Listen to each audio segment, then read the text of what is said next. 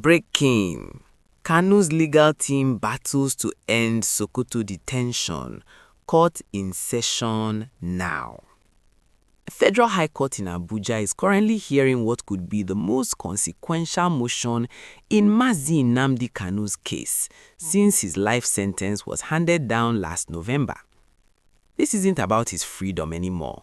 It's about where he'll serve his time. And that question has ignited a courtroom showdown that's unfolding right now on Tuesday, January 27, 2026.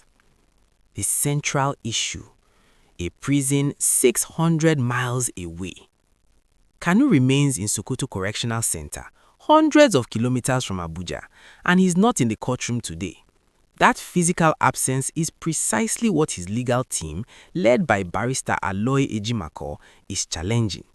They filed an urgent motion arguing that keeping the IPOB leader in Nigeria's northwest is deliberately sabotaging his constitutional right to appeal.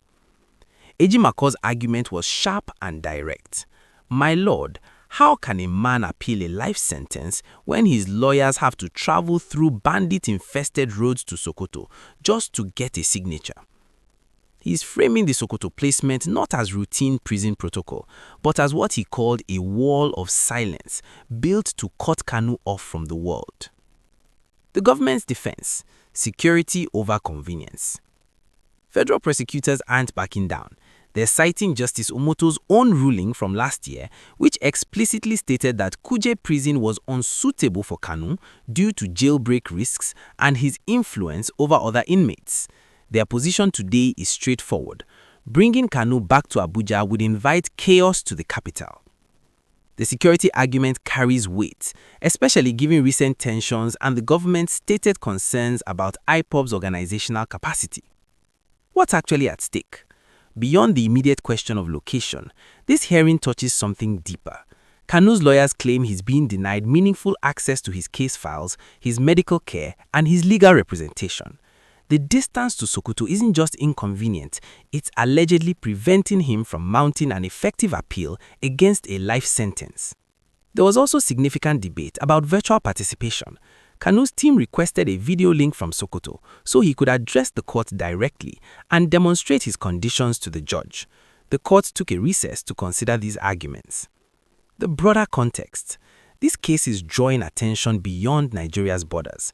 There are unconfirmed reports that diplomatic observers from the UK and US are monitoring the proceedings, especially following recent security developments and international agreements. The question they are watching: can detention conditions amount to additional punishment beyond what was sentenced? What happens next?